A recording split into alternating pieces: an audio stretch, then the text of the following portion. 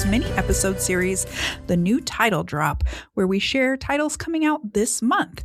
I'm Angela, and I'm here with Melanie, and we are two collection development librarians. Hi, Melanie. Hey, how's it going? Pretty good. Good. So I know we're in the midst of moving out of the library administration building into our new central library.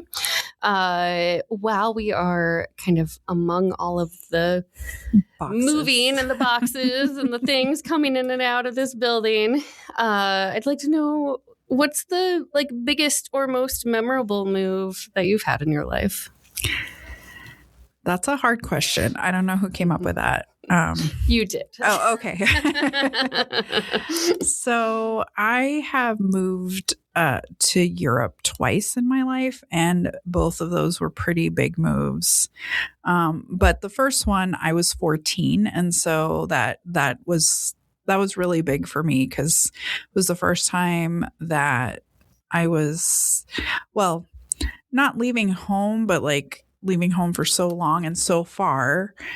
And I just remember I was so excited and getting on this, really long flight and just, leaving it up to destiny, showing up in a country where I didn't speak the language at all. So that was definitely my biggest move and definitely one of my most memorable moves ever. It completely changed my life. I lived there for a year. And it was an amazing, amazing experience. But yeah, I'm surprised how unscared I was, but I guess when people are young, they just fear less. Yeah. And now that would be so much harder than it was for me then. And yeah, it was amazing how I was I'm going to go do this. And I was very excited and it was a great experience. Nice. Mine, I have maybe two, my most memorable, I guess, was there was a summer in between college where I drove myself to North Carolina from Nebraska and apartment sat for somebody else's apartment while they were gone somewhere. I don't even remember, but it was a friend of a friend. So I'd only met her once. And so I lived in Chapel Hill for a month. I know a month's not a long time to say that you moved, but I got mail there. And I consider if you get mail somewhere that, that you've lived there. So that was pretty cool because it was I was completely alone, just by myself, which again is imagine doing that now. I don't know that's something I would choose to do. But then that same summer, the next part of the summer, I flew to Seattle and nannied my cousins for a month and a half or something like that. So I got to be on both coasts for a summer, and that was really fun. I do remember when I was young, the first house we ever lived in, we moved out of when I was 9, 10, something like that. And I remember me and my sister and my two cousins went into this closet. It's kind of hard to explain, but it was these doors opened and you had this it was more like a storage unit kind of thing that led up to an attic.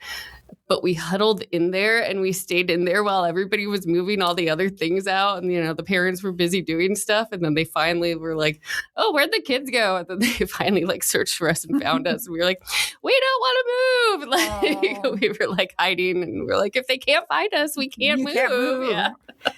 I did that too.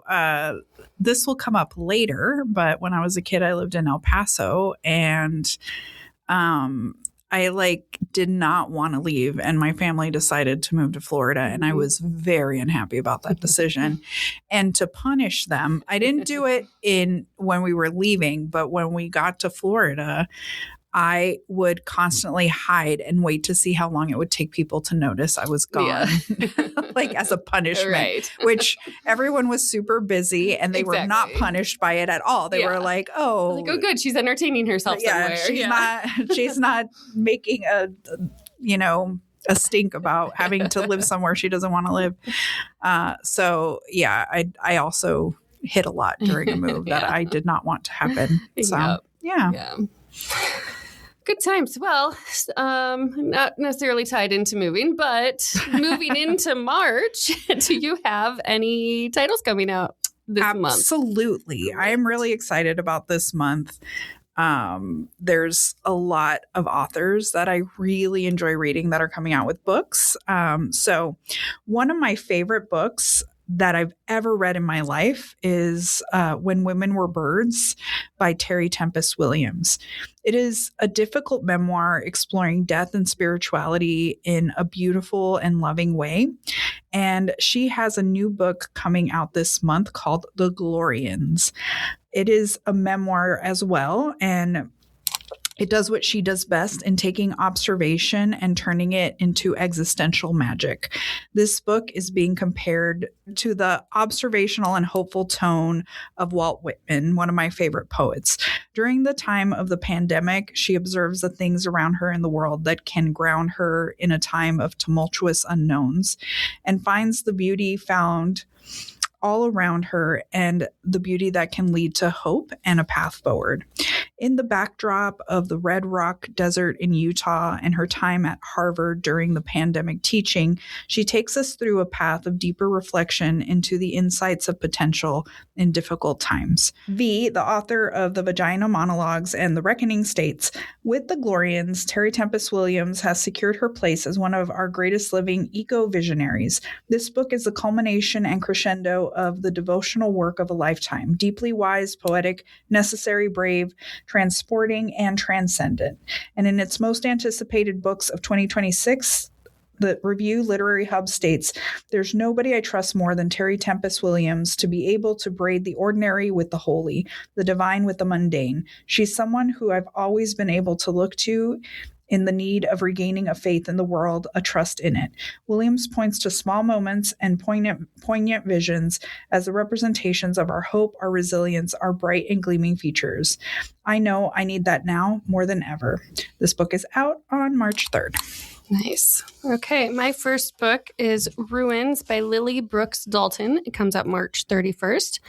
This one had me at the line that it's for fans of Emily St. John Mandel. That and the publisher's description that this is about an ambitious archaeologist in pursuit of a rare artifact from an ancient civilization that would not only change her life, but potentially society at large. Professor Ember Agnew has spent a decade trying to fund an expedition to unearth a lost empire. Just as she's about to finally give up hope on this dream, a former student reaches out to her, declaring they found an artifact that could be related. Ember makes the decision to risk everything to pursue this odyssey that it said will either make her name or ruin her. Author Geraldine Brooks says, Lily Brooks-Dalton's novels are rich literary feasts. They're also page-turners with breathtaking twists. As we follow her complicated, flawed protagonist on the hunt for an artifact that will change history, the ground of our own understanding constantly shifts and reforms itself. Ruins is a quest novel and a story of obsession. What is knowledge worth, and what should you sacrifice to get it? And Publishers Weekly says, the adventure story is cunningly crafted, and Ember is a fascinating character, prickly, ambitious, and obsessive in her search for the truth. It adds up to a captivating mind bender. Ooh. Okay, my next book is Star from Calcutta by Sujata Massey, and it will be out on March 3rd. I have been wanting to delve into this series for a while. It is a mystery series that takes place in 1920s India. The covers are always so beautiful, and I want to know what is going to happen. Generally, I don't recommend too many books that are part of a series on this podcast, but it is self-contained mystery, meaning it can be read without the background of the previous 4 books. It does continue the character development, so you can start from book 1 as well. That's called The Widows of Malabar Hill. The new release takes place in 1922 in Bombay. Praveen Mistry has just secured her biggest client yet as the only female lawyer of the city. Champa Films is a studio run by the biggest name in Indian cinema, a famous husband and wife team. Rachana is a beautiful actress known for her stunts and all that she will do on camera, but her previous studio is trying to get out of is trying to sue her for a breach of contract. Praveen is excited to be part of this world as she takes on the case, but while she is at a special screening, a movie censor is murdered and Rochana is missing. Praveen has to investigate in order to protect her clients, and she uncovers a dark undercurrent of motives. Can she unravel the case before she gets caught in the seedy web she has fallen into? Daniel Golden says the nascent film industry is a great backdrop for this exciting mystery, with the burgeoning independence movement once again factoring into the exciting story, along with Anglo prejudices, religious differences, patriarchal norms, and suppressed and sometimes not suppressed desires. And The Economist raves, Miss Massey develops wonderfully strong, endearing, and thoughtful women who solve mysteries, quick moving, and suspenseful. That sounds good. All right, my next one is The Beheading Game by Rebecca Lehmann. Comes out March 24th. This debut novel asks the question, what if Anne Boleyn woke up the day after her execution and took it upon herself to seek justice? Oh, I want to read that. That's right. This story starts with Anne waking up in a coffin after having been executed based on charges of adultery, incest, and high treason, sewing her head back on. Okay. And yes, and then setting out to kill Henry VIII before he can marry Jane Seymour. Because if Jane gives birth to a son, Anne's daughter Elizabeth will lose her line in the throne. She disguises herself as a commoner and travels around London with a friend, finding out more about the world she did not know in what the publisher calls a fantastical journey through the wilds of England and Tudor history, filled with danger and magic and steeped in Arthurian legend. The Beheading Game is a prescient reminder that mouthy women have always been punished. Author Kat Dunn says, it is a lyrical and audacious book. The Beheading Game pulls no punches in reimagining this well-known story. It turns vulnerable, furious, triumphant, and moving. I never wanted to let go of the deeply human Anne that Lehmann conjures. And Publishers Weekly says, Lehmann offers deep character work portraying Anne's early self-righteous naivete and discovery of her political savvy, and she successfully pairs a thrilling plot with a complex reflection on the limits of women's power. Readers will be delighted.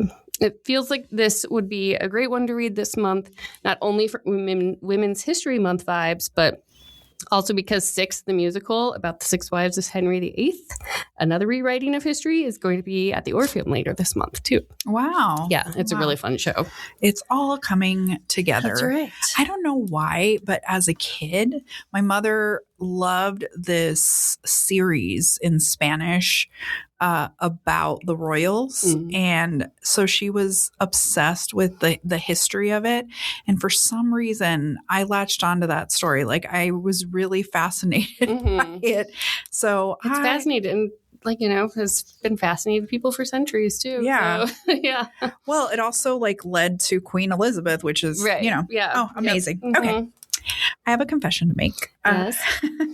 So you're going to hear me say 3 times, this is one of my favorite authors in these books this month, because 3 of my favorite authors have books coming out. I'm so excited. I cannot wait.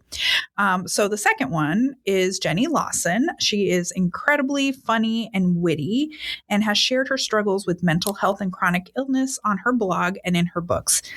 And I have to say, although the subjects are serious, her books always make me laugh, and not just chuckle, out loud, laugh. I have tears laughed in her reading her books many times. She details her day-to-day life, which with so much generosity of spirit, ridiculousness, and joy, while being unapologetic about the difficulty she encounters. In her upcoming book, How to Be Okay When Nothing Is Okay, she offers up some tips and tricks for how she moves forward with her struggles. She talks about how to move forward with creative endeavors when you feel like giving up, and how to celebrate what is good. If you want to move through some of your mental blocks and the lack of motivation, she has a space full of humor and compassion, and it's a great place to start. It's as if your friend Your funny, comforting, and wise best friend, the one who makes you feel like it's all going to be okay, turned themselves into a book so that you could carry it everywhere and never let it go. That's what Jenny Lawson has done here. Nothing short of magic, according to Jennifer Pasteloff. And Kate Baer says, when the world and your own brain tells you to give up, this book refuses to let you stay in the shadows. With her signature wit and compassion, Jenny Lawson takes readers through the trenches of being human. Her words are a mirror for the messy, beautiful parts of life, a reminder that even in the darkest moments, hope can still be found. This book will save lives. And Jeanette McCurdy adds, I didn't expect a book about mental health tips to involve a prolonged subplot about trying to steal a human skull from a hospital, and yet here we are. Jenny Lawson is a gift, funny, weird, and the exact right amount of unhinged. Out on March 31st. Nice. Now here's time for my confession. I've never read a Jenny Lawson book. I know. Oh. I don't know how, because it sounds amazing. Like, all of them sound amazing. So I need to get on that. Furiously Happy is my favorite one by far. But in the last book I read by her, the story that made me cry laugh is about her like losing one shoe in elevators over and over again. How? And then like having to wait for the right elevator, wearing one shoe for the shoe to come back to her is just, I don't know how I don't know how her life keeps doing this. Thanks for a good story. All right. My next book is Frida's Cook by Florencia Etcheves. It comes out March 10th. This is another historical fiction, but this one with a very different vibe. It has parallel narratives, a multi-generational story. It's atmospheric, and it's about Frida Kahlo. Yay. Etcheves' first novel, published in English, starts in 1939, where 14-year-old Nayeli leaves her small village and journeys to Mexico City. She is spotted by Frida Kahlo in front of her home, and Frida, recently separated from Diego, takes her in, believing her to be the imaginary friend of her childhood. She becomes, as the title of the book suggests, Frida's cook. But the two form a close bond, one that the publisher says will shape the course of Nayeli's life and leave behind a secret buried in art. The story jumps to 2018 Buenos Aires, where Nayeli's granddaughter Paloma uncovers a mysterious painting after her grandmother's death. While trying to understand her grandmother's past, the publisher says Paloma uncovers a tale of passion, betrayal, and resilience that challenges everything she thought she knew about the one woman who raised her. A Kirkus review says the author throws herself into the story of Nayeli, Frida, and Diego with abandon. She uses the already vivid details of the artists' lives, but isn't afraid to branch out from them, hinting at ways in which Nayeli may have inspired her employer or to amp up the drama. And a Library Journal review says, readers will be rewarded with a rich historical fiction story of Frida Kahlo, layered with art, food, and mystery. Yay. I love that. Yeah, I'm excited for it. Okay, so I alluded to the fact that I moved from El Paso when I was a kid. Mm-hmm. And so that's my next book, El Paso. It's called El Paso, 5 Families and 100 Years of Blood, Migration, Race, and Memory by Jazmine Ulloa. I was excited to see this book, of course, because it's part of my past. And as a child, I had a beautiful experience there. But when I moved away, I was still a child. So I felt like I never really got to know the city or its historical roots. Did you know that El Paso has been called the Ellis Island of the South? I don't think I did. I had never heard that. Like, I'd lived there so long and I never heard that. This book tracks the history of the city through 5 families, through the Mexican Revolution, Mexican repatriation, through shifting immigration laws, and the drug war. She includes her own family in this tale. As the border town to Juarez, so much of the turmoil between Mexico and the U.S. gets captured in the city, and it's not spoken about regularly in history classes. This chronicle gives life to the people of the place and the meaning of shifting cultural topographies. The use of family stories is a wonderful way to create a history full of humanity and real consequences of the difficulties that hit the area. It is also a reminder that there is so much there to love and appreciate. Hector Tobar says, El Paso is the magical and tragic crossroads at the center of North America. And in Jazmine Ulloa's a beautiful and impactful storytelling, we see it evolve from a frontier town to a fraught urban center. Its streets and alleys, the setting of epic historical encounters and culture-defining social movements. At last, the greater border city in the desert has a book it deserves. Oscar Caesars adds, Jazmine Ulloa's stunning book is at its core an origin story, one filled with tales of revolution, uprising, displacement, rioting, rampage, and mass migration. In the 5 families portrayed here, their yearning to be heard and understood is surpassed only by the sense of hope and reimagining that comes from living between 2 countries and cultures. El Paso will amaze you with what it reveals about this iconic border city that has been both in plain sight and never truly seen until now. Out on March 3rd. That sounds fascinating. I like the idea that it's like about the city, but then specifically like these following 5 families, like it's a very good. Yeah, I love that narrative arc. Yeah, and she's a journalist. And so I find a lot of like historical books that are written by journalists have very good like storytelling arcs. So I'm really excited for this. You have a lot of reading to do this month. Yes, I do. Okay, my last one is called You with the Sad Eyes. This is Christina Applegate's memoir coming out March 3rd. Beginning her life in the acting world in a commercial at 3 months old, Christina Applegate went from child stardom to an Emmy Award-winning actress in her so far 5 decades-long career, including Married with Children, Don't Tell Mom the Babysitter's Dead, classic, Anchorman, and Dead to Me. Journaling since she was 10, she returns to some of those stories and brings the reader into a side of her not seen, even by some those that are closest to her.